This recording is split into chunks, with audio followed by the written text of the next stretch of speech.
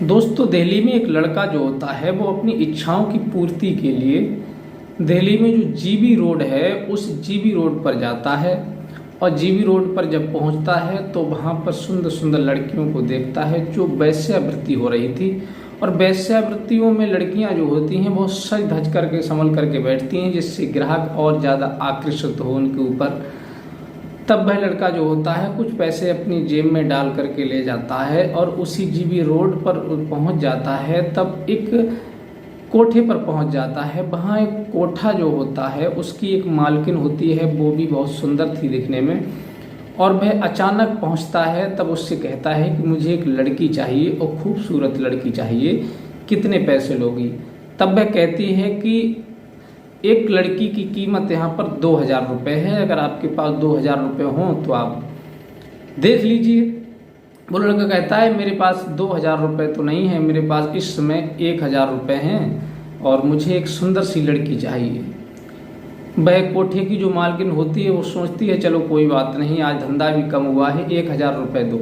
1000 रुपये ले करके उस लड़के के लिए कमरे में अंदर भेज देती है। और वहाँ जब जाकर के वो लड़का देखता है तो एक बहुत सुंदर मॉडल लड़की बिस्तर पर बैठी हुई होती है, पलंग पर बैठी हुई होती है। और जैसे ही वो लड़का उस लड़की को देखता है तो देख करके एकदम से चौंक जाता है और दंग रह जाता है, देखता ही रह जाता है।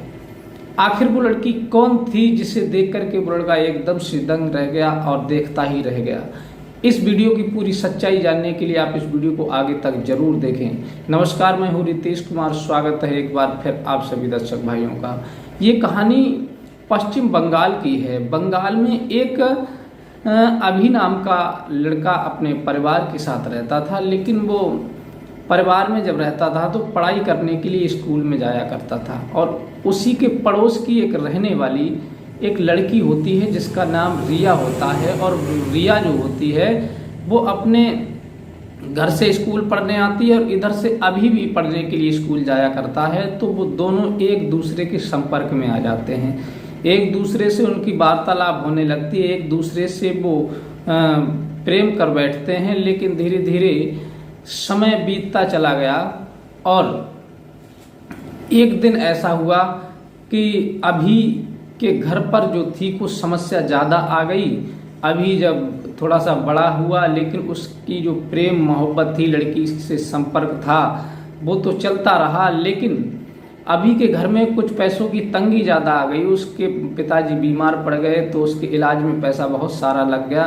तब अभी जो होता है काम करने के लिए दिल्ली चला आता है। और दिल्ली जब आकर के काम करता है, एक रूम किराए पर लेता है। और किराए पर रूम लेने के बाद में वो वहीं रह करके काम करने के लिए जाता है। कंपनी में काम करता है, जॉब करने लगा है, प्राइवेट जॉब जब करता है तो संडे की जब छुट्टी मिलती ही, संडे की छुट्टी में वह घूमने के लिए जाया करता था, मार्केट में शॉपिंग के लिए जाया करता था या फिर कोई और काम से जाया करता था, मूवी देखने को कभी कभी जाया करता था संडे के लिए। लेकिन उस दिन उसके दिमाग में दूसरी बात आई। उसने सोचा कि चलो आज हम जीबी रोड पर चलते हैं, वहाँ लोग बताते हैं कि बहुत खूबसूरत सुंदर सुंदर लड़कियाँ होती हैं, उन लड़कियों से आज आनंद लेते हैं, देखते हैं कितनी सुंदर लड़कियाँ होती हैं और क्या होता है। वह लड़का जो होता है 1000 रुपये जेब में डाल करके जीबी रोड पर पहुँच जाता है। वहाँ कोठे पर जब पहुँचता है, देखता है जीबी रोड पे जो कोठा होता है, उस कोठे पर पहुँचने के बाद जो कोठे की मालकिन होती है, महिला होती है, वो दिखने में बहुत सुंदर होती है। और उसे देख करके वो लड़का एकदम से वहीं खड़ा हो जाता है। और वो लड़की जो होती है कोठे की मालिक, वो अंदर बुलाने लगती है कि इधर आ जाओ, आपको क्या काम है, बताइए आप किससे मिलना चाहते हैं और क्या डिमांड है आपकी, हम पूरी करेंगे। लड़का कहता है कि मैं लड़की के चक्कर में आया हूँ और मुझे एक लड़की चाहिए और वो भी बहुत खूबसूरत लड़की होनी चाहिए और मॉडल टॉप की लड़की होनी चाहिए। वो कोठे की मालिक जो वेश्या होती है वो कहती है कि आप निश्चिंत रहें, आप जैसी डिमांड करेंगे, जैसी लड़की कहेंगे वैसी लड़की मैं आपको दूंगी, बस आप ये बता दीजिए कि आपकी डिमांड कितनी है, कितने पैसे आप लेकर के आए हैं। तब वो लड़का कहता है कि मैं तो 1000 रुपये लेकर के आया हूँ वो वैश्या कहती है कि यहाँ पर 2,000 रुपये से कम नहीं होने चाहिए, क्योंकि जैसी आप डिमांड कर रहे हैं, आप जैसी लड़की मांग रहे हैं, वो आपको लड़की 2,000 से कम में नहीं मिलेगी। अभी कहता है कि नहीं, मेरे पास तो केवल 1,000 रुपये हैं, अगर 1,000 रुपये में अगर आपके पास कोई लड़की अच्छी हो तो आप मुझे मिलवा दीजिए। वो कहती है कि चलो ठीक है, आज ग्राहक भी कम है, ठलवार का मौसम है, कोई बात नहीं, आज हम तुमसे 1,000 रुपये ले लेते हैं। वो वैश्या कोठे की मालकिन जो होती है वो उस अभी से 1,000 रुपये ले लेती है और कहती है कि आप अंदर चले जाओ। कमरा नंबर बता देती है कि इस कमरे नंबर में लड़की मॉडल है और बैठी हुई है, बहुत खूबसूरत है, आप जा कर के उससे मिल लीजिए। अभी जो होता है वो तत्काल अंदर कोठे में जाता है और उस दरवाजे को खोलकर जब अंदर प्रवेश करता है तो क्या देखता है कि एक पलंग बिछा हुआ है, बेड बिछा हुआ है, उस पर बिस्तर लगा हुआ है और मॉडल लड़की जो थी वो शॉर्ट कपड़ों में उस पर बैठी हुई थी और गेट की तरफ उसकी पीठ थी, तो वो चेहरे को एकदम देख नहीं पाया। और जैसे ही वो लड़की को देखता है तो खुश हो जाता है कि बड़ी सुंदर लड़की है, मॉडल लड़की है, दिखने में बहुत अच्छी लग रही है।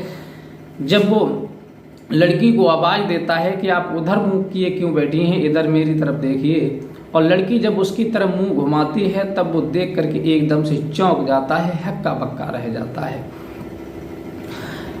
तब वह लड़का जो है उसे पहचान लेता है, लेकिन उससे ये नहीं कहता कि मैंने तुम्हें पहचान लिया है, तुम कौन हो, क्या हो।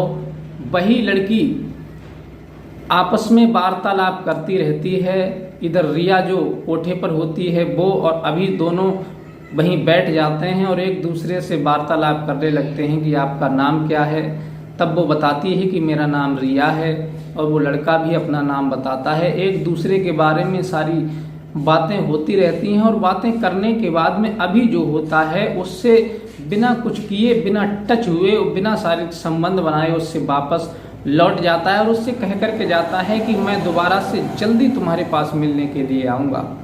रिया सोचती है ये तो बड़ा अजीब कस्टमर है, अरे भाई तुम आए हो तो कुछ करके जाओ, तुमने पैसा खर्च किया है और तुम बिना कुछ किए जा रहे हो। लोग यहाँ आने के लिए उतावले रहते हैं, लेकिन आने से पहले ना वार्तालाप करते हैं ना कुछ करते हैं, सीधी अपने कार्य पर फोकस करते हैं, और तुम तो आए और बातें करने के बाद चल दिए। अभी कहता है कि नहीं, मैं अभी तुम्हारे साथ कुछ नहीं करूँगा, मैं दोबारा से लौट करके आऊँगा तब तुम्हारे साथ करूँगा। अभी जो होता है चला जाता है। फिर दूसरे संडे की जब उसे कंपनी से छुट्टी मिलती है तब अभी जो होता है लौट करके फिर उसी कोठे पर पहुंच जाता है और उस मकान मालिक जो होती है, कोठा की जो मालिकिन होती है, उससे जा कर के मिलता है और कहता है कि मुझे वही लड़की चाहिए जो उस दिन मैं मिला था। वो इस बात को नहीं समझ पाई थी आखिर बात क्या है। उसने सोचा ठीक है, तुम्हें लड़की पसंद आई? लड़का बोला हाँ मुझे पसंद आई और वही लड़की चाहिए। वो वैश्या जो होती है उसी रूम में उसे फिर से भेज देती है और रिया जो होती है पलंग पर उसी स्टाइल में बैठी होती है। अभी पहुंचता है और उसके पास बैठ करके सारी बातें करने लगता है। तब अभी कहता है कि रिया तुमने हमें पहचाना नहीं, क्या तुम पश्चिम बंगाल की रहने वाली हो? ये बात जब रिया सुनती है तो एकदम से चौंक जाती है, कहती है कि आखिर तुम्हें कैसे पता कि मैं पश्चिम बंगाल की रहने वाली हूँ? तब वो अभी कहता है कि तुमने शायद मुझे पहचाना नहीं, मैंने तुम्हें पहचान लिया। मैं तुम्हारे स्कूल का और क्लास का वही छात्र हूँ जो तुम्हारे बीच में प्रेम प्रसंग कुछ दिन तक चला था और मेरा नाम अभी है। ये बात जब रिया सुनती है तो एकदम से उस लड़के को पहचान लेती है और कौली भर करके रोने लगती है और बुरी तरह से रोने लगती है, फक फक कर रोने लगती है और पूछती है कि तुम यहाँ कैसे आ गए? यहाँ तो नरक की निशानी है, यहाँ लोग आने के बाद में अपवित्र हो जाते हैं, यहाँ की तो स्थिति खराब है और वैश्यावृत्ति में तुम कैसे पड़ गए? अभी कहता है मेरी तो छोड़ो, मैं जब यहाँ आया हूँ तो मैंने अभी तक किसी से हाथ नहीं लगाया, किसी से टच नहीं हुआ, लेकिन तुम बताओ तुम यहाँ कैसे आ गई हो, तुम्हें यहाँ कितने दिन हो गए? वो रिया रोती हुई कहती है अभी मेरे लिए यहाँ 8-9 साल हो चुकी हैं और पता नहीं मेरे ऊपर लाखों हजारों करोड़ों लोग उतर चुके हैं, मेरे साथ सभी संबंध बना चुके हैं। मेरा ना तो ईमान रहा, ना धर्म रहा, ना मान रहा, कुछ नहीं रहा। मैं तो बिल्कुल बेकार हो चुकी हूँ। और तुम अच्छे खासे होते हुए और इस कोठे पर कैसे आ गए? अभी कहता है कि मैं यहाँ दिल्ली में कुछ काम करने के लिए आया था, तो कुछ पैसे की तंगी थी, तो मैं यहाँ एक कंपनी में जॉब करता हूँ, संडे की छुट्टी मिलती है। तब मैंने एक दिन विचार किया कि चलो मैं आज कुछ इच्छाओं की पूर्ति करने के लिए कोठे पर जाता हूँ। तो जब कोठे पर आया तो मैंने उस दिन तुम्हें देखा, लेकिन उस दिन मैंने तुम्हारे बारे में कुछ नहीं बताया। और इसलिए आज मैं दोबारा तुमसे इस बात को पक्का करने के लिए आया हूं कि वास्तविक तुम रिया हो या तुम्हारी हमशक्ल कोई है। रिया कौली भर लेती है और रोने लगती है, कहती है कि अभी मैं ही रिया हूं और तुम मेरे गांव के हो और मैं तुम्हें भूल गई, लेकिन तुम मुझे नहीं भूले। आखिर मेरे परिवार के बारे में बताओ, मेरा परिवार कैसा है, मेरा घर बार कैसा है? अभी कहता है घर वाले तो सब सही हैं, अच्छे हैं, लेकिन तुम्हारी याद करके बहुत रोते हैं, बहुत दुखी होते हैं बेचारे। उन्हें तुम्हारी कोई सुराग नहीं मिला, कुछ पता नहीं चला। लेकिन तुम मुझे ये बताओ कि आखिर तुम यहाँ पर आई कैसे? रिया कहती है कि एक दिन मैं मार्केट से घर के लिए लौट रही थी, तो एक गाड़ी वाला आया और उसने मुझे ज़बरदस्ती कुछ सुंघा दिया और गाड़ी में डाल करके मुझे ले आए। पता नहीं 1 दिन या 2 दिन मुझे रास्ते में लगे, मुझे होश नहीं आया। जब मेरी आंख खुली तो मैं इसी कोठे पर थी और मुझे ये भी नहीं पता कि ये जगह कौन सी है, कौन से स्थान पर ये कोठा है। और मैं करती तो करती क्या, क्योंकि यहाँ इनकी बात नहीं मानती हूँ तो यहाँ पर मार लगती है। और यहाँ पर एक नहीं हजारों लड़कियां हैं, वो सब इसी प्रकार से लाई गई हैं। सबको जबरदस्ती उठा के लाया गया है कि तो कहीं से किसी को बेचा गया है, कोई 2 लाख में, कोई 4 लाख में।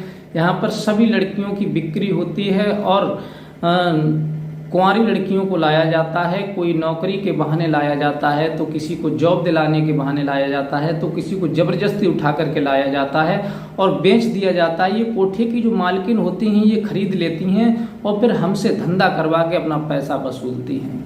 अब हमें 8 सालें हो गई हैं यहाँ काम करते करते। अभी कहता है कि तो तुम्हें ये काम बुरा नहीं लगता? तुम कैसे कर लेती हो ये काम? दिन में पता नहीं कितने ग्राहक तुम्हारे पास आते होंगे।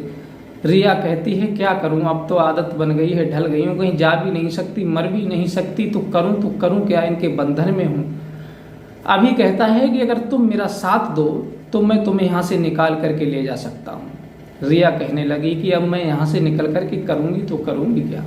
मैं तो एक जिंदा लाश बन करके रह गई हूँ। यहाँ से निकलने के बाद मुझसे तो कोई शादी भी नहीं करेगा, मुझे तो कोई अपने घर बैठने भी नहीं देगा। मैं तो वैश्या हूँ, वैश्या बन गई हूँ, क्योंकि 8 साल में करोड़ों ग्राहक मेरे ऊपर उतर चुके हैं। लेकिन मैं क्या कर सकती हूँ? यहाँ से जाने के बाद मैं क्या करूँगी? अभी कहने लगा तुम चिंता मत करो, मैं हूँ, मैं तुम्हें यहाँ से लेकर के जाऊँगा, तो मैं ही तुम्हारा साथ निभाऊंगा, इसलिए तुम मेरा साथ दो। ये बताओ कि कभी भी तुम इस कोठे से निकल करके बाहर जाती हो?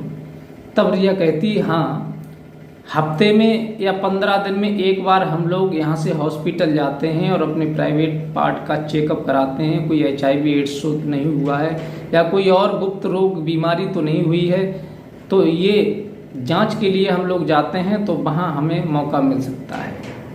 अभी जो होता है उससे एड्रेस लेकर के उस हॉस्पिटल का और वहाँ से चला जाता है। और फिर जिस दिन वो लड़की जो होती है उस हॉस्पिटल में जितनी लड़कियाँ होती हैं सब जाती हैं और अभी वहीं खड़ा मिल जाता है। इधर तो सभी लड़कियाँ इधर उधर अपने चेकअप में लगी हुई थी, वहाँ तो वो लड़की किसी प्रकार से नकाबपोश पहन करके अपने मुंह को छुपा करके भेष बदल करके और अभी ने जो थी गाड़ी गेट पर लगा दी और तुरंत गेट से बाहर निकल करके उस गाड़ी में बैठ करके अभी जो था रिया को लेकर के भाग आया। दिल्ली पहुंचा अपने रूम पर और वहाँ रूम वाले का हिसाब किताब करने के बाद में वो सीधी अपने गांव पहुंचा बंगाल में। और बंगाल में पहुंचने के बाद में अभी के जो माँ बाप थे वो कहने लगे बेटा तुम कमाने गए थे या फिर किसी लड़की को भगाने गए थे?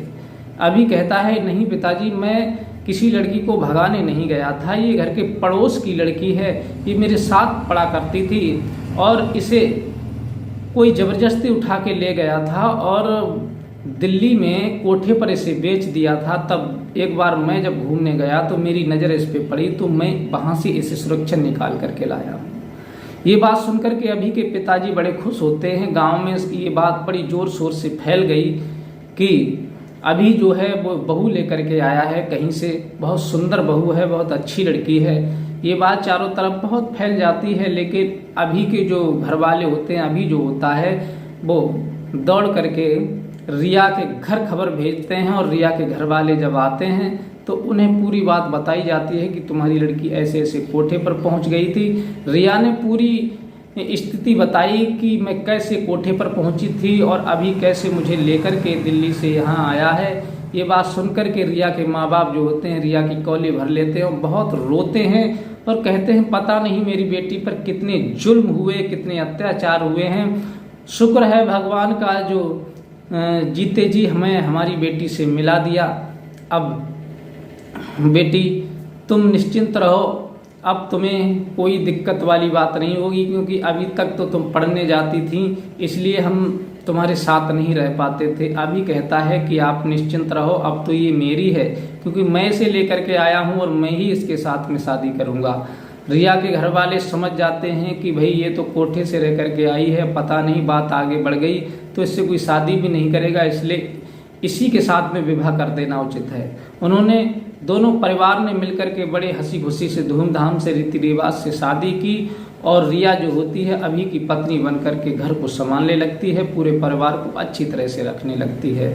तो साथियों, ये कहानी सुनाने का मतलब केवल ये था कि जो लोग अपनी लड़कियों के लिए छूट दे देते हैं, आप कहीं भी जा सकती हो, अकेली जा सकती हो, लेकिन समाज में पता नहीं लड़कियों के साथ में कितना अत्याचार हो रहा है, कैसे कैसे लोग लड़कियों को फंसा कर के ले जाते हैं और उन्हें बेच देते हैं, कोठे पर बेच देते हैं, उनकी रकम बना लेते हैं। तो हमेशा अपनी लड़कियों को कभी भी घर से बाहर अकेला ना जाने दें, और स्कूल में जाएं तो पूरी सेफ्टी और जिम्मेदारी के साथ भेजें, क्योंकि ऐसी जगह पर पहुंचने के बाद फिर वो इंसान दोबारा मिलता नहीं है। इसलिए हमेशा अपने बच्चों पर नज़र बना करके रखें और वेश्यावृत्ति से हमेशा दूर रहें। ये कहानी अगर आपको अच्छी लगी हो तो अपनी राय हमें कमेंट में दे सकते हैं, और मिलते हैं इसी प्रकार की कोई नई शिक्षावर्धक कहानी के साथ, प्रेरणादायक कहानी के साथ। तब तक के लिए आप सभी को मेरा नमस्कार।